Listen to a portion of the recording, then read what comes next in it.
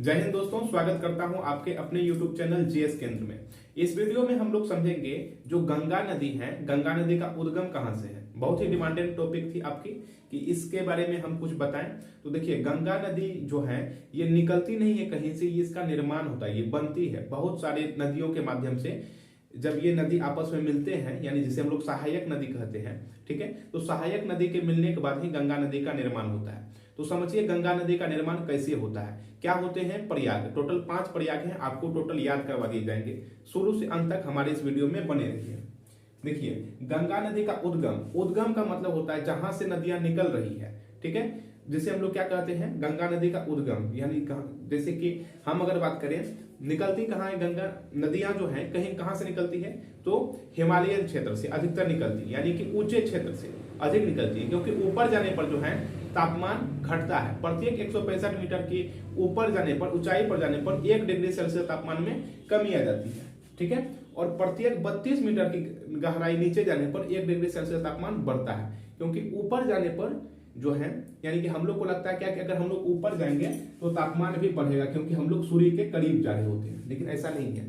ऊपर जितना जाइएगा तापमान उतना आपको क्या मिलेगा, कम होते जाएगा, ठीक है। क्योंकि ऊपर में जो है, यहाँ नीचे में हमें बहुत प्रकार के तापमान मिलते हैं। आसपास से बोर्ड गर्म है, आसपास की दीवारें गर्म है कि नहीं, जो हम कपड़ा पहनते हैं वो सब गर्म है, आदमी सब रहते हैं बहुत सारे, उनके तापमान, बॉडी के तापमान रहते हैं, तो हमें नीचे में अधिक तापमान मिलते हैं, लेकिन ऊपर में जाने पर तापमान कम हो जाती है, ठीक है। इसीलिए वहां पे ग्लेशियर बन जाते हैं। ग्लेशियर उसे कहते हैं हिमनद, जो 2 से 3 करोड़ साल से पिघलाए नहीं है, ठीक है। वो पानी में ही रहते हैं, लेकिन वो लिक्विड फॉर्म में पूरा जम जाते हैं, ठीक है। और वहीं से जब तापमान बढ़ती है तो वहीं से नदियां का क्या हो जाता है, बिखराव शुरू हो जाता है, अन्य अन्य क्षेत्र में बहने लगती है। तो हम गंगा नदी के बारे में देखते हैं, इसका निर्माण कैसे होता है। गंगा नदी का उद्गम देखिए, उत्तराखंड के एक स्थान है बद्रीनाथ। उत्तराखंड के बद्रीनाथ के ये संतोपत ग्लेशियर है। ये क्या है, ये ग्लेशियर है जिसे हम लोग हिमनद कहते हैं, ठीक है। संतोपत ग्लेशियर है ये। बद्रीनाथ के उत्तराखंड के 2 क्षेत्र हैं, एक कुमायूं है और एक गढ़वाल है। गढ़वाल में बहुत सारे क्या है, ग्लेशियर है, हिमनद है, उसी का एक है संतोपत ग्लेशियर। यहां से 2 प्रकार की नदियां निकलती हैं, एक का नाम है धौली गंगा, एक का नाम है विष्णु गंगा। आप नोट करते चलिए, माइंड में आपको पूर्ण रूप से याद हो जाएगा, ठीक है। और नए हैं तो आप हमारे इस YouTube चैनल में जुड़े रहिए, क्योंकि आपको प्रत्येक वीडियो काफी इंफॉर्मेशन वाले मिलेंगे, क्योंकि मैं भी एक स्टूडेंट ही हूँ। देखिए, धौली गंगा, विष्णु गंगा 2 प्रकार की नदियां हैं, और ये जहां पे मिलती है ना उसे हम लोग कहते हैं अलकनंदा। आप लोग को पता होगा कि जिस नदी में, यानी कि जिस नदी की गहराई अधिक होती है उसी का नाम पर ये जो नदियां हैं रखा जाता है। देखिए, इधर से धौली गंगा है, इधर से विष्णु गंगा है, ठीक। तो ये जो जहां पे मिलती है इसे हम लोग कहते हैं विष्णु प्रयाग। पहले आप लोग समझिए प्रयाग क्या होते हैं, ठीक है। टोटल 5 प्रयाग हैं, आपको याद पहले कर लीजिए इसको। एक है विष्णु प्रयाग, नंद प्रयाग, कर्ण प्रयाग, रुद्र प्रयाग, देव प्रयाग। टोटल प्रयाग कितने हैं, 5 हैं। कौन कौन सा, विष्णु प्रयाग, नंद प्रयाग, कर्ण प्रयाग, रुद्र प्रयाग, देव प्रयाग, ठीक है। ये 5 प्रयाग हैं, जैसे हम लोग पंच प्रयाग कहते हैं। एग्जामिनेशन में ये सब क्वेश्चन पूछे जा सकते हैं। टोटल प्रयाग कितने हैं, तो 5 हैं, ठीक है। अब समझिए, विष्णु प्रयाग में कौन कौन सी नदी मिलती है, एक धौली गंगा, विष्णु गंगा। अब यहां से इसका जो नाम है, नामकरण हो जाता है अलकनंदा नदी, क्योंकि अलकनंदा नदी जो है काफी गहरी होती है, ठीक है। विष्णु प्रयाग के बाद नंद प्रयाग, नंद प्रयाग है। नंद प्रयाग में नंदाकिनी नदी आके मिलती है। कौन सा नदी, नंदाकिनी नदी इधर से आती है और मिल जाती है, ठीक है। तो आप समझ गए होंगे, नंदाकिनी नदी से नंद प्रयाग, यहाँ पे नंद प्रयाग जाकर के मिलती है। कौन सा नदी, नंदाकिनी नदी, तो नंद प्रयाग हो गया। अभी भी इसका नाम जो है, क्या नाम है इसका पता है, अभी भी इसका नाम अलकनंदा ही है, ठीक है। अब यहाँ पे देखिए, ये है कर्ण प्रयाग। कर्ण प्रयाग में कौन सा नदी आके मिलता है, तो पिंडार नदी आकर के मिल जाती है यहाँ पे, ठीक है। लेकिन पिंडार नदी की जो है, ये सब सहायक नदी है, लेकिन इसकी गहराई अधिक नहीं है, इसीलिए इसका जो नाम है अलकनंदा ही रहेगा अभी भी। कर्ण प्रयाग में पिंडार नदी। उसके बाद रुद्र प्रयाग, रुद्र प्रयाग में आकर के मिलती है यहाँ पे मंदाकिनी नदी। यहाँ देखिए ध्यान से, इधर देखिए, यहाँ पे विष्णु प्रयाग, नंद प्रयाग, कर्ण प्रयाग, रुद्र प्रयाग, देव प्रयाग। देखिए यहाँ जो क्या है, रुद्र प्रयाग है। रुद्र प्रयाग में कौन सा नदी आके मिलती है, इधर से मंदाकिनी नदी आकर के मिलती है, मंदाकिनी नदी। और निकलती कहां से है, तो केदारनाथ से, ठीक है। ये उत्तराखंड में, ये सभी पूरे उत्तराखंड में ही है। केदारनाथ से इस प्रकार से आकर के निकलती है और फिर कहाँ जाके मिलती है, रुद्रप्रयाग में। लेकिन मंदाकिनी नदी का भी जो गहराई होता है ये बहुत कम होती है, इसलिए इसका नाम क्या रखा गया है, ये मतलब कि ये अलकनंदा ही रहेगा। मंदाकिनी नदी यहाँ पे आकर के मिल गई रुद्रप्रयाग में। अब देखिए देवप्रयाग में कौन कौन सा नदी मिलता है, देवप्रयाग में 2 नदी मिलते हैं। एक भागीरथी नदी, इधर से देखिए भागीरथी नदी है, इधर से आकर के मिल गया यहाँ पे। लेकिन भागीरथी नदी के पास में एक छोटा सा नदी आकर के मिलता है जिसका नाम है भेलंगना नदी। इधर से देखिए भागीरथी नदी यहाँ पे हो गया, भेलंगना। ये सब हमने इसलिए लिख दिया है ताकि समय कम लगे और आप लोग अच्छी से समझ सकें, ठीक है। भागीरथी नदी, भेलंगना नदी, आप लोग सिर्फ ध्यान से देखते चलिए, आपको कोई दिक्कत नहीं, आपको पूरा याद हो जाएगा। भागीरथी नदी, भेलंगना नदी, ये दोनों जहां करके मिलती है ना उसे हम लोग कहते हैं देवप्रयाग। कौन कौन सा नदी है, भागीरथी नदी और भेलंगना नदी। अब इसकी जो गहराई है, भागीरथी नदी की गहराई ये काफी अधिक है, इसलिए अब इसे हम लोग भागीरथी कहते हैं यहाँ से, ठीक है, भागीरथी। लेकिन हम लोग क्या कहते हैं, गंगा। लेकिन पुराण सब में जो है, यानी कि अगर हम लोग भारत की संस्कृति के बारे में बात करें तो गंगा नदी का पुराना नाम क्या है, भागीरथी है। बाहुबली में भी इसका उल्लेख है, भागीरथी तेरे तरफ देख शिव चले आए थे, ठीक है, तो भागीरथी ही है। तो आप लोग देख लिए गंगा नदी किस किस प्रकार से जल, यानी कि जल या विस्तार है, किस प्रकार से ये जाल के माध्यम से बिखरे हुए हैं और आकर के मिले हैं।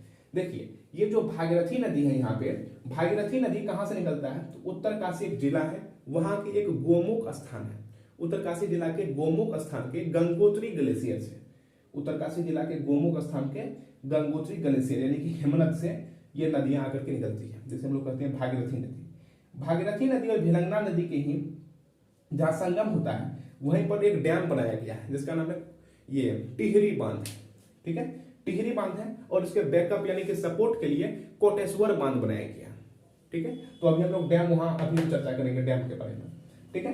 तो देख लीजिए उत्तरकाशी जिला किस प्रकार से आया है। चलिए अब याद कीजिए, टोटल प्रयाग हमने कितने बताया, 5 प्रयाग। कौन कौन सा, विष्णु प्रयाग, नंद प्रयाग, कर्ण प्रयाग, रुद्र प्रयाग, देव प्रयाग। देखिए विष्णु भगवान है, विष्णु भगवान का जन्म कहाँ होता है, नंद जी के यहाँ, तो नंद प्रयाग, नंदाकिनी है, ठीक है, नंदाकिनी नदी आके मिलती है, नंद प्रयाग। और फिर जो विष्णु भगवान है वो कान में बाला पहनते हैं तो कर्ण प्रयाग, और फिर रुद्राक्ष भी पहनते हैं तो रुद्र प्रयाग, और सकल हो जाते हैं भगवान की भांति तो देव प्रयाग, ठीक है। विष्णु भगवान है, विष्णु प्रयाग, नंद प्रयाग यानी कि नंदलाला जी की जन्म हुआ था, कर्ण प्रयाग, कान में कर्ण में पहनते हैं, बाली पहनते हैं तो कर्ण प्रयाग, और रुद्राक्ष की माला पहनते हैं तो रुद्र प्रयाग, और 5th में हो गया देव प्रयाग। तो आपको प्रयाग याद हो गया। अब नदी को याद कीजिए, नंद, इधर देखिए विष्णु प्रयाग में 2 नदी, कौन कौन सा नदी, 2 नदी है, धौली गंगा, विष्णु गंगा, धौली गंगा, विष्णु गंगा। और नंद प्रयाग में नंदाकिनी नदी, नंद से नंदाकिनी, ठीक है। अब देखिए कर्ण प्रयाग, कर्ण प्रयाग में पिंडार नदी, कर्ण प्रयाग में पिंडार नदी, 4 बार बोलिएगा याद हो जाएगा। रुद्र प्रयाग में मंदाकिनी नदी, रुद्र प्रयाग में मंदाकिनी नदी। देव प्रयाग में 2 नदी, कौन कौन सा, भागीरथी नदी, भेलंगना नदी। तो उम्मीद है आपको ये जो हमने बताया ये माइंड में बैठ गए होंगे, और अगर अभी भी आपको कोई दिक्कत है तो वीडियो को पॉज कीजिए, यानी कि रोकिए उसको 2 मिनट के लिए, और माइंड में ये बैठाइए टोटल प्रयाग कितने हैं, 1 2 3 4 5, ये 5 प्रयाग हैं। ये बीपीएससी में भी क्वेश्चन पूछा गया है इस प्रकार के कि गंगा जो नदी है उसका ओरिजिन यानी कि उद्गम किस प्रकार से, आप संक्षिप्त रूप से समझाइए। तो मेंस के आंसर राइटिंग जब आप कीजिएगा तो आपको इस प्रकार का फिगर बनाना पड़ेगा, ठीक है। वो लेकिन छोटे मोटे एग्जाम के लिए बोल दीजिएगा कि गंगा कहां से निकलता है, तो गोमुख स्थान के गंगोत्री से, ठीक है। ये छोटे मोटे एग्जाम के लिए है, लेकिन ये हाई लेवल हो गया। अब समझिए बांध, डैम क्या होता है, जब पानी के बहुत लाखों टन क्षेत्र को यानी कि पूरे जलीय क्षेत्र को जब रोक दिया जाता है तो इसको बांध कहते हैं, ठीक है। यहां पे भी बनाया गया है, भागीरथी नदी और भेलंगना नदी के क्षेत्र पर बांध बनाया गया जिसका नाम है टिहरी बांध। देखिए टिहरी बांध जो है ये 260 मीटर है, कहीं कहीं पे 255 मीटर भी होते हैं। ये जो टिहरी बांध है ये अर्ध फिलर बांध है। देखिए क्वेश्चन पूछेगा सबसे बड़ा बांध कौन सा है, तो टिहरी बांध 260 मीटर। लेकिन देखिएगा वहां पे अर्थ फिलर है या नहीं है, अर्थ फिलर अगर नहीं है, अगर डायरेक्टे पूछता है सबसे ऊंचा बांध तो टिहरी बांध 260 मीटर का, लेकिन वहां पे पूछेगा कि सबसे ऊंचा गुरुत्वीय बांध, तो ये गुरुत्वीय नहीं है।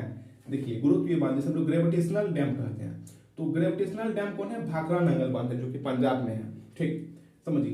टिहरी बांध 260 मीटर का है, ये कौन सा बांध है, तो अर्थ फिलर बांध है। ये कहां पे बनाए गए हैं, तो भागीरथी नदी पर। और इसके पीछे में जस्ट बांध बनाए गए हैं, यहाँ पे देखिए कोटेश्वर बांध है। भागीरथी नदी पर 2 गो बांध है, एक टिहरी बांध, एक कोटेश्वर बांध, ठीक है। ये है कहाँ पे, तो उत्तराखंड में है, ठीक है। अब समझते हैं भाखड़ा नंगल। भाखड़ा नंगल जो है ये पंजाब में बनाया गया है, सतलज नदी पर, पंजाब में बनाया गया है सतलज नदी पर। और इसकी जो कितना ये मीटर है, तो 255 मीटर का ही है।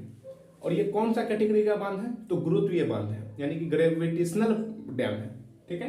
तो आप बांध भी देख लिए, ठीक है, समझ गए होंगे कि किस किस प्रकार का बांध है। लेकिन एक हेराकुंड बांध है, वो सबसे लंबा बांध है। अब एक और क्वेश्चन आता है कि गंगा नदी पर आखिर बैक्टीरिया क्यों नहीं पाए जाते, यानी कि जो कीटाणु होते हैं वे क्यों नहीं पाए जाते हैं। गंगा नदी को हम अपने जो क्या रहते हैं बोतल रहते हैं उसमें भी लेकर के आते हैं और घर में काफी अपने श्रद्धा के साथ से पीते हैं, तो उसमें आखिर कीटाणु क्यों नहीं पाए जाते हैं। तो इसमें एक बैक्टीरियोफेज नामक जीवाणु पाए जाते हैं।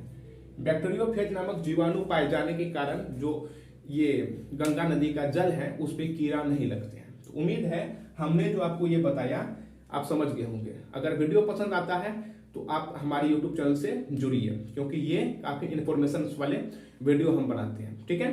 फिर मिलते हैं नेक्स्ट वीडियो में, तब तक के लिए जय हिंद।